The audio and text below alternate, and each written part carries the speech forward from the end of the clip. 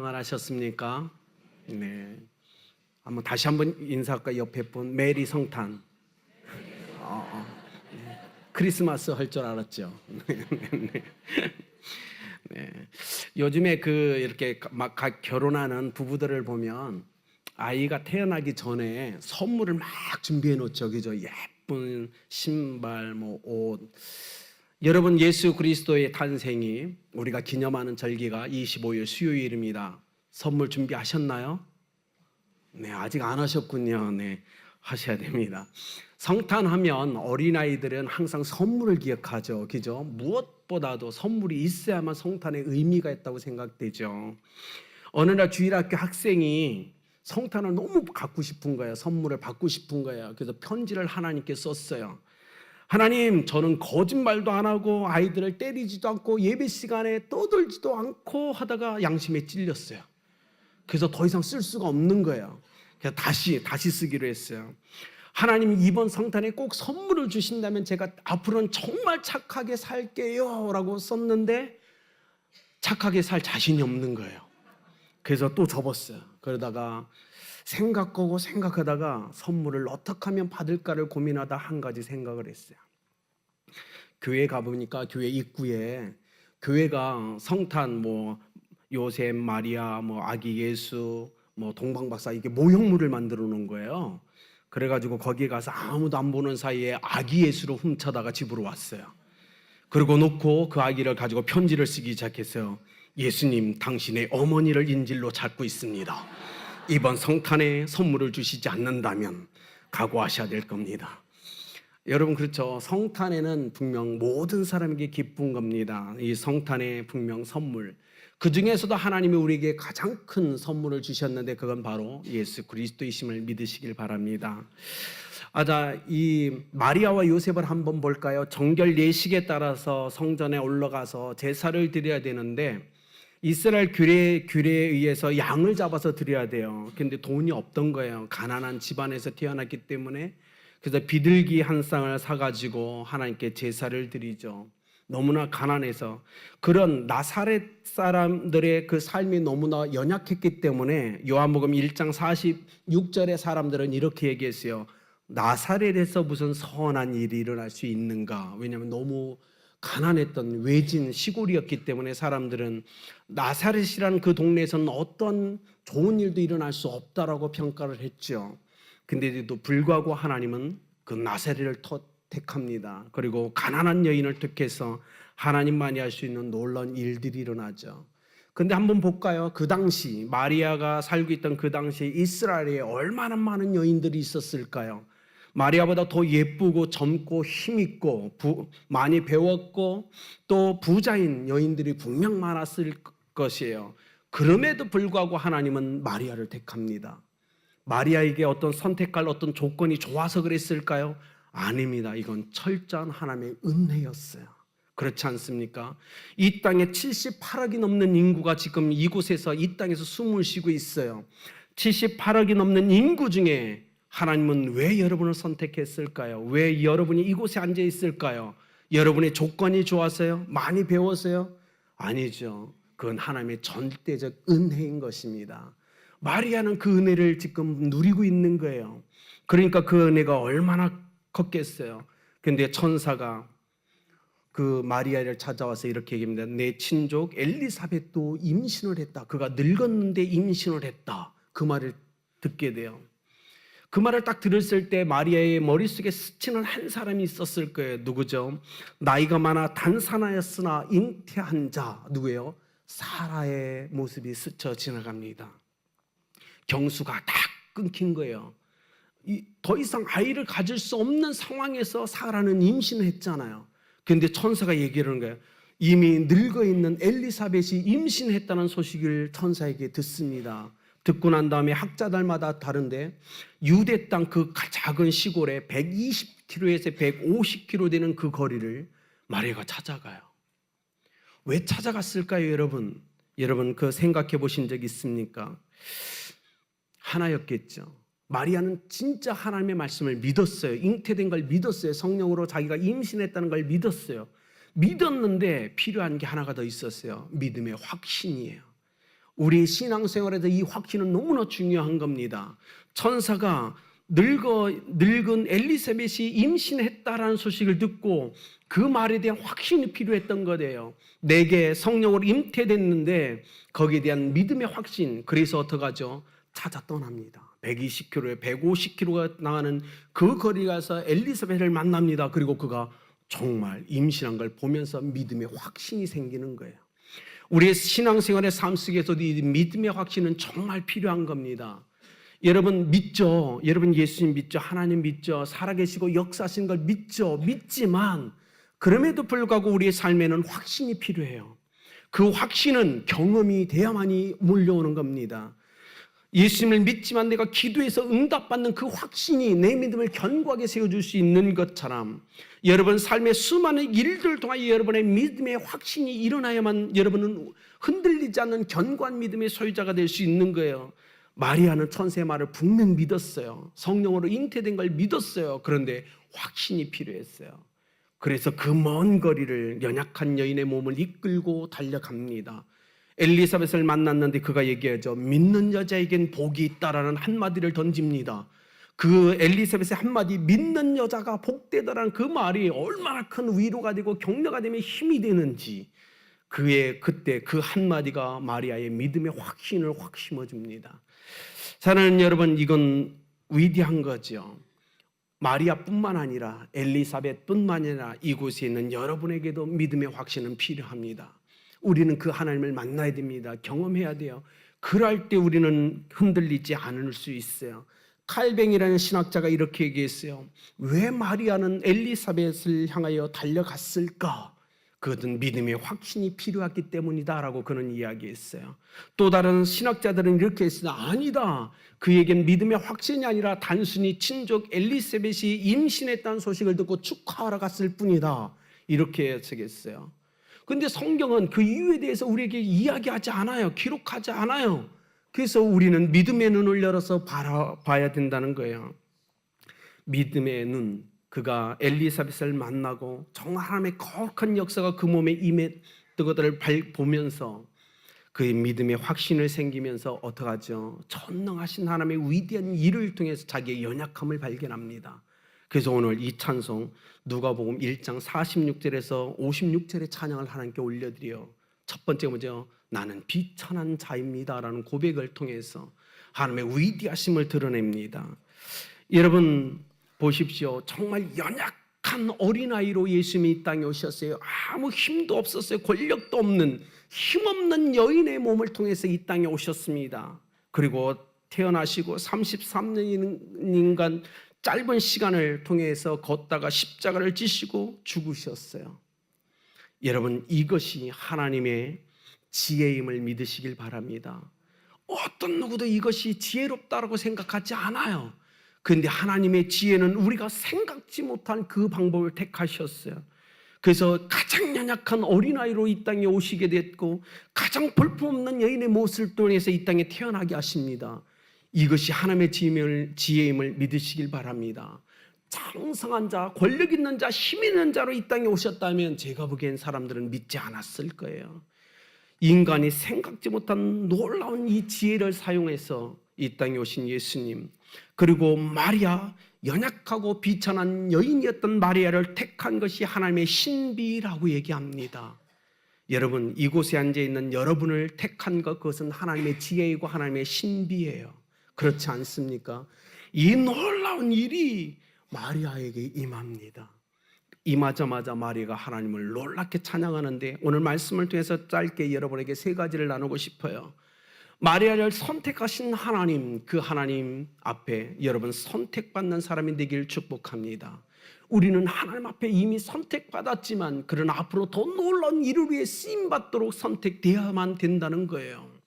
그것은 하나님의 은혜입니다. 내가 무엇을 갖추고 있기 때문이 아니라 하나님의 은혜가 내게 임해서 하나님이 나를 선택하게끔 하는 그 놀라운 축복이 우리 가운데 있어야 된다는 겁니다. 48절에 비천함을 돌보셨다라고 고백하여 비천한 자를 돌보셨다.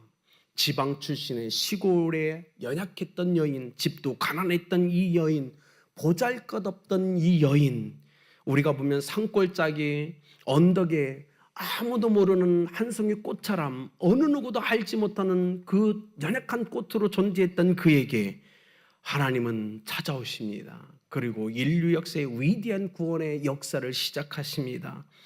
여러분, 이건 위대한 거죠.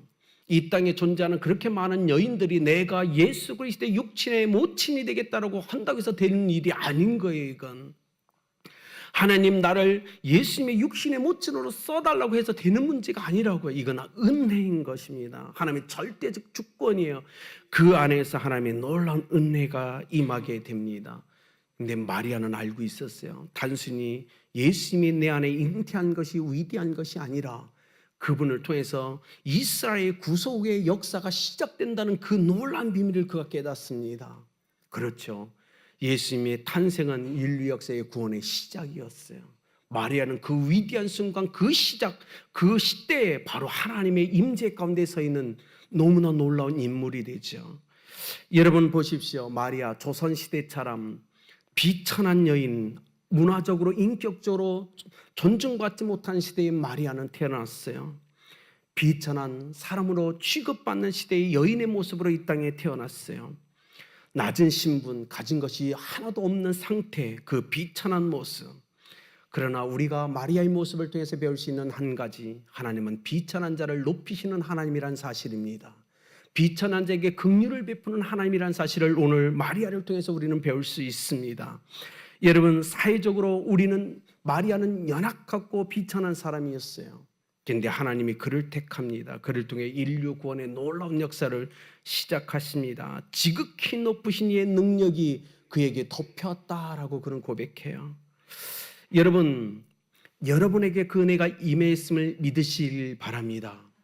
마리아에게 임한 그 은혜가, 그 긍휼하심이 우리에게 임했다는 사실을 믿으셔야 돼요. 그렇지 않습니까? 한번 볼까요? 마리아의 히브리 이름은 미리암입니다. 마리아의 히브리식 이름은 미리암, 이것이 헬라식 발음이죠. 뭐죠? 높여진 자라는 뜻이에요. 마리아의 고백처럼 마리아는 비천한 자였어요. 그런데 하나님이 어떻게 했죠? 그를 높이십니다. 이 놀라운 역사를 그는 경험해요. 하나님은 여러분을 높이시는 분임을 믿으시길 바랍니다. 예전에 오래전 뉴욕에 한 유명한 판사가 있었어요. 라구아르디아라는 판사가 있었죠. 라구아르디아. 너무나 유명한 판사였죠. 어느 날 나이가 지극히 모인 노인장이 너무 배가 고파서 참다 못해서 다른 사람의 지갑에서 20달러를 훔쳐냅니다. 훔치는 과정에서 경찰이 발각되고 잡혀서 재판석에 서게 되죠. 그가 재판 과정에서 이렇게 얘기합니다. 존경하는 판사님, 연약한 노인에게 긍휼을 좀 베풀어 주십시오. 그러자 이 아구아르디아 이 판사가 이렇게 얘기합니다. 예, 노인장, 제가 보기에도 당신은 긍휼함이 필요한 지금 시점에 있습니다. 그런데 노인장, 긍휼을 베풀기 전에 당신은 훔친 20불에 대해서 대가를 지불해야 됩니다. 먼저 20불을 갚아야 됩니다. 그런데 제가 보기엔 당신은 20달러가 지금 주머니에 없군요. 그러면서 그곳에서 그가 자기의 지갑을 열어봅니다. 지갑 안에 10달러가 있었어요. 이 판사가 10달러를 꺼내서 이 노인장을 주면서 이렇게 합니다. 노인장, 여기 제 지갑에 10달러가 있습니다.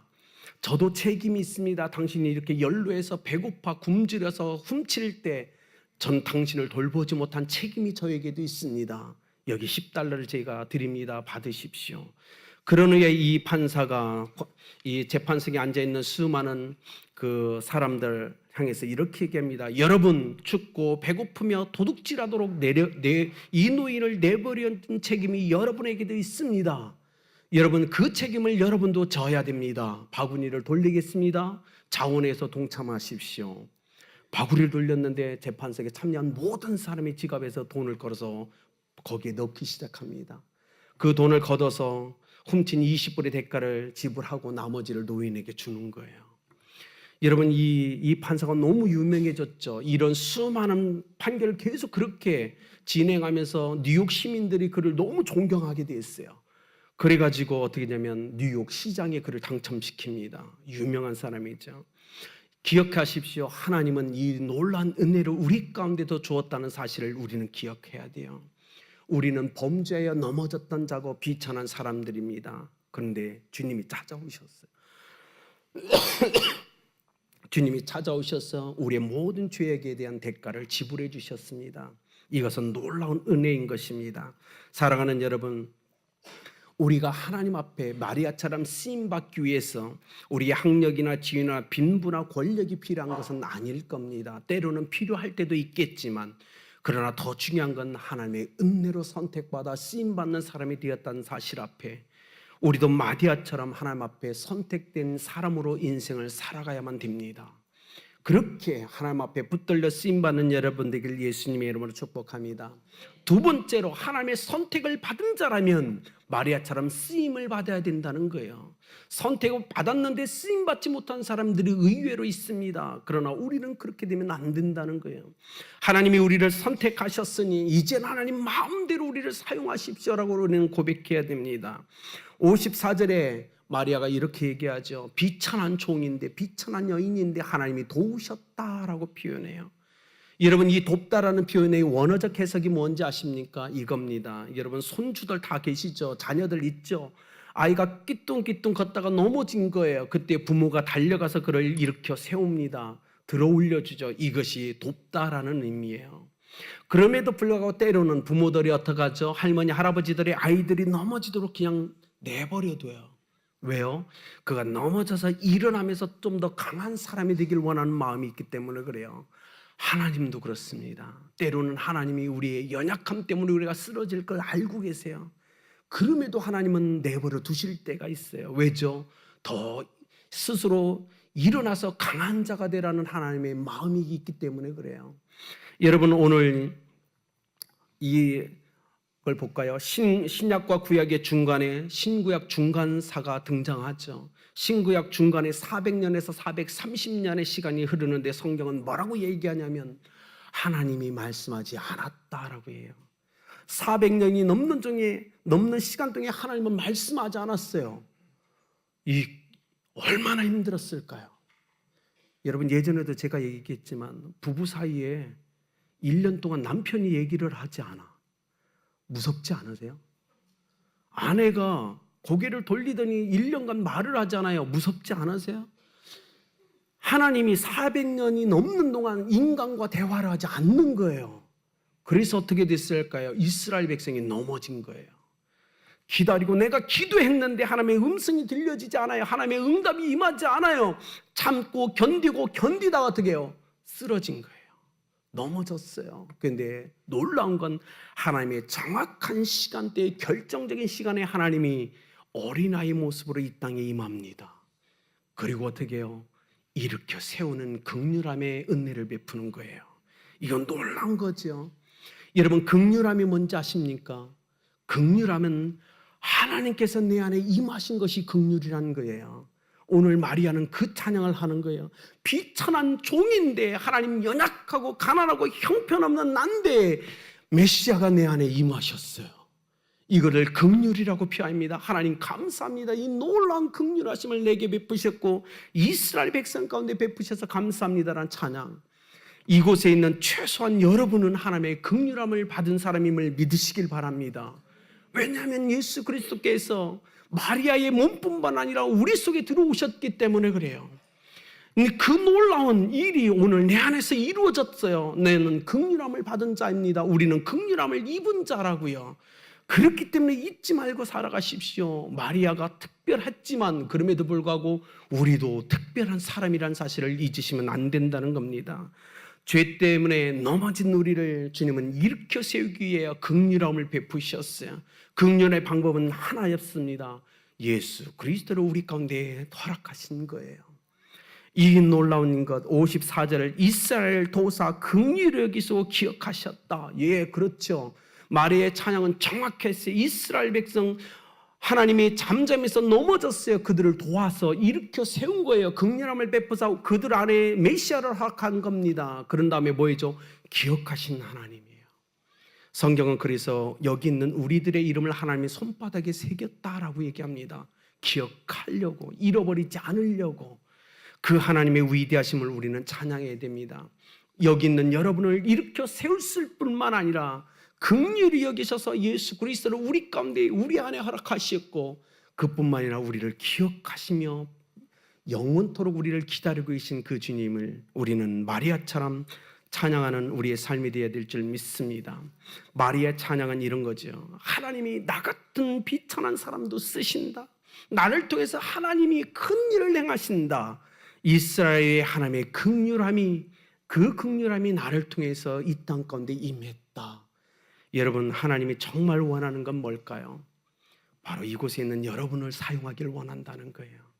하나님이 여러분을 도우셨습니다. 그리고 여러분을 긍휼히 여기서 예수 그리스도를 여러분 안에 허락하셨어요. 왜죠? 왜냐하면 열방 각 나라 족속과 백성과 방 안에 그 긍휼한 은혜가 흘러가기 위해서 허락하신 거예요. 여러분이 어느 곳에 가든 여러분 그리스도의 편지로서 행할 수 있습니다. 그리스도의 향기가 될 수 있어요. 왜냐하면 예수 그리스도가 여러분 안에 있기 때문에 그래요. 기억하십시오. 마리아가 예수님을 잉태했지만 오늘 우리도 예수 그리스도를 잉태한 자로서 인생을 살아가고 있다는 사실을 기억하셔야 돼요. 하나님의 긍휼이 내 안에 있습니다. 그것을 온 인류 가운데 우리는 선포해야 된다는 거예요. 고린도전서 1장 22절, 이 세상이 자기 지혜로는 하나님을 알지 못한다 그러죠. 이 세상이 어떻게 하나님의 지혜를 알 수 있겠어요? 성탄의 비밀을 어떻게 알 수 있습니까? 어떻게 전능자가 아기로 이 땅에 왔다는 그 비밀을 이해할 수 있겠어요? 이해 못합니다. 그러나 하나님, 그 큰 일을 하나님께서는 마리아를 통해서 이루셨다는 거예요. 여러분 생각해 보십시오. 마리아가 오늘 찬양합니다. 하나님이 능하신 일을 행하셨다. 큰 일을 나에게 행하셨다. 그 큰 일은 뭘까요? 그 능하신 일은 뭘까요? 저는 딱 하나라고 생각해요. 하나님만이 하신 그 놀라운 능하신 일, 그 큰 일은 바로 예수 그리스도를 우리 안에 허락하셨다는 거예요. 그것은 위대한 겁니다. 그건 하나님만이 하실 수 있는 일이에요. 그건 마리아가 찬양했던 것들은 엄청나게 큰 일입니다.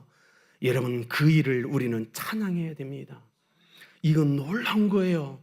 너무 쉽게 생각하지 마세요. 내 안에 하나님이 계신다. 이건 어마어마한 건 하나님의 능하신 그 일이라고요. 그런데도 불구하고 우리는 너무 그걸 잊고 살아요. 여러분, 마리아의 고백을 보십시오. 마리아를 통해서 우리에게 말씀하신 하나님의 음성을 들으십시오. 나는 잊지 않았다. 나는 잊지 않았어. 너희를 향한 나의 사랑과 구원의 계획을 나는 잊지 않았다. 그러면서 예수 그리스도를 마리아에게 잉태하게 합니다. 오늘 여러분에게 예수 그리스도가 우리 안에 계신 이유는 뭘까요? 아직도 이 땅에 예수 그리스도를 믿지 않는 자들을 향하여 외치고 싶은 하나님의 음성 때문에 그래요. 예수 그리스도를 믿지 않는 그들을 향하여 오늘 주님은 외칩니다. 우리 안에서 나는 너희들을 잊지 않았다. 잊지 않았다. 그래서 내가 이 땅에 왔다라고 선포합니다. 우리의 삶을 통해서 이젠 그 일을 증명해내야 됩니다. 우리는. 그래서 모든 사람이 성탄의 온전한 기쁨과 의미를 알고 참여할 수 있도록 해야 돼요. 여러분, 세 번째로 여러분 마리아처럼 찬양하는 인생을 살아가시길 예수님의 이름으로 축복합니다. 하나님이 능하신 일을 행하셨어요. 마리아에게 성령으로 잉태된 것처럼 성령으로 예수 그리스도가 우리 안에 임하셨습니다. 이제는 우리는 그렇다면 하나님을 찬양하는 자로 인생을 살아가야 된다는 겁니다. 여러분, 우리가 쉽게 이런 얘기 많이 하잖아요. 남자들 모여서 하는 이야기, 가장 싫은 이야기 세 가지가 있죠. 뭐죠? 군대 이야기. 만나면 군대 이야기. 두 번째로 뭐죠? 축구 이야기. 세 번째로 가장 싫은 게 뭐예요? 군대에서 축구한 이야기. 제일 싫죠. 근데 놀라운 거예요. 남자들도 동일해요. 남자들이 여자들을 모이면 하는 이야기가 있어요. 뭐죠? 자식 이야기예요. 안 그렇습니까? 끝도 없이 자식 이야기를 하세요. 근데 오늘 성경을 한번 볼까요? 마리아가 성령으로 잉태됐다는 그 사실을 알고 친족인 엘리사벳을 찾아가요. 그죠? 자, 두 여인이 만났습니다. 여러분, 무슨 이야기 했을 것 같아요? 자식 이야기하고 있는 거예요. 둘이 앉아서. 나 천사가 얘기해줬어. 나도 그래서 아기 뱃대. 너는 천사가 왔는데요. 이게 메시아래요. 막 둘이 수다 떨지 않았겠어요? 그 얘기를 하고 있는 거예요. 그런데 단순한 우리와 다른 건 우리는 그냥 서로 이야기는 그럼 이야기로 끝난다면 엘리사벳과 마리아는 그 이야기를 찬양으로 승화시켰다는 거예요. 단순한 이야기가 아니라 하나님께서 우리에게 행하신 그 일들을 찬양합니다. 오페라에 두 가수가 나와서 둘이 마주보면서 막 찬양한 것처럼 엘리사벳이 먼저 막 하나님을 찬양하니까 오늘 말씀처럼 마리아가 이어서 하나님을 높입니다. 놀라운 찬양이죠. 하나님이 하신 위대한 일을 찬양하는데 두 가지로 나눠서 찬양해요. 첫 번째, 마리아가 어떤 찬양이죠? 하나님이 연약한 나라에게 위대한 일을 행하셨다. 하나님이 나를 통해서 이런 일을 하셨어. 하나님을 높이면서 마지막에 어떻게 하죠? 하나님이 하나님 되심을 찬양합니다. 우리 인생에도 이 찬양이 있어야 돼요. 하나님이 나를 통하여, 나의 가족을 통하여, 나의 사업을 통하여, 직장을 통하여 이루신 그 일들을 우리는 찬양해야 됩니다. 내 기도에 응답하셨던 하나님의 놀라운 역사를 우리는 찬양해야 돼요. 안 그렇습니까? 그 후에 하나님의 하나님 되심을 찬양해야 됩니다. 하나님의 위대하심을 찬양해야 돼요. 마리아는 그 찬양으로 하나님께 나갔어요. 오늘 하나님은 우리의 찬양을 받기 합당하신 하나님이십니다. 그래서 성경에 여러분 46절 내 영혼이 주를 찬양하며 내 마음이 하나님 내 구주를 기뻐한다. 찬양의 주체가 누구죠? 나여다. 마리아는 내가 찬양한다고 얘기해요. 엘리사벳이 찬양한다는 거 내가 찬양해야 된다고 얘기해요. 이유는 뭘까요? 여러분, 이곳에는 여러분 각자가 하나님을 찬양해야 된다는 거예요. 하나님을 찬양하십시오. 여러분 각자에게 행하신 놀라운 하나님의 능하신 일을 찬양하십시오. 하나님 감사합니다. 비천한 나에게 이 땅에 오셔서 나를 찾아주셨을 뿐만 아니라 능하신 일 예수 그리스도를 내 안에 허락하신 이 놀라운 일을 행하심을 찬양합니다. 찬양해야 됩니다. 46절 내 영혼이 주를 찬양한다. 이걸 딱 네 마디로 줄여서 얘기하면 할렐루야예요. 그렇죠? 할렐루야가 내 영혼이 주를 찬양한다는 뜻이에요. 근데 할렐루야에서 앞에 할렐의 뜻이 네 가지가 있어요. 빛내다, 자랑하다, 찬양하다, 다스림을 받다라는 뜻이에요. 오늘 마리아가 하나님을 향하여 하나님 내 영혼이 주를 찬양합니다 라고 선포할 때 네 가지 의미를 다 담고 있는 거예요. 하나님 내가 하나님의 이름을 빛냅니다. 하나님 내가 하나님의 이름을 자랑합니다. 하나님 내가 하나님의 이름을 높입니다. 하나님 그리고 내가 하나님 앞에 내가 순종합니다. 이 네 가지 찬양을 다 담아서 하고 있는 거예요. 여러분 아까 찬양단이 이곳에서 찬양했잖아요. 성가대가 찬양했잖아요. 우리가 하나님을 찬양할 때 이 네 가지 의미를 꼭 기억하고 찬양해야 되는 거예요. 하나님의 이름을 높이시면서 찬양하십시오.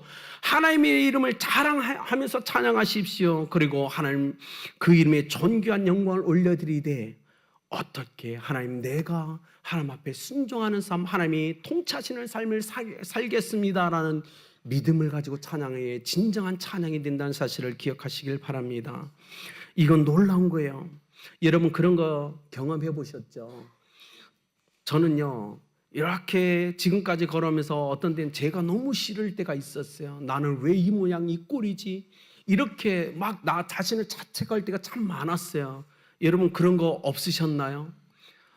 정말 나는 왜 이러지? 좌절했어요. 너무 볼품 없어서 좌절할 때가 너무나 많았죠. 근데 놀라운 건 예수 그리스도가 내 안에 들어오시고 저의 삶은 바뀌었어요. 초라하고 볼품없고 좌절했던 내 인생에 예수님이 오니까 완전한 전환이 일어납니다. 오늘 마리아가 그런 거예요. 비천한 여인이었는데 그리스도께서 오시니까 그가 뭐라고 고백합니까? 48절 이제 후로는 만세의 날을 복이 있다 일컬으리라 라고 얘기해요. 그리고 49절 하나님이 내게 큰 일을 행하셨기 때문이라고 얘기해요. 하나님이 내게 큰 일을 행하셨으니 이제 만세의 사람들이 나를 복이 있다 일컬으리라. 여러분 안에 예수님이 있음을 믿으십니까? 그렇다면 여러분 만세의 복 있는 자임을 믿으시길 바랍니다. 하나님이 능하신 일을 행하셨어요. 여러분 만세의 복 있는 자예요. 그렇기 때문에 여러분 자신을 존귀하게 여기십시오. 여러분 자신을 존중해 주셔야 돼요. 내가 나 자신을 존중하지 않을 때 다른 사람도 나를 존중하지 않아요. 그러나 존귀하신 하나님이 내 안에 계시니 내가 나를 자신을 존중할 때 다른 사람도 나를 존중할 줄 믿습니다. 이제 결론을 좀 맺을까 합니다. 사랑하는 성도님들, 마리아의 이 찬양 너무 위대한 찬양이죠. 그런데 놀라운 건요, 여러분 발견하셨나요? 마리아의 찬양의 특징이 하나 있습니다. 뭐죠? 어린 양 대신 예수 그리스도가 하나도 안 나와요. 발견하셨나요?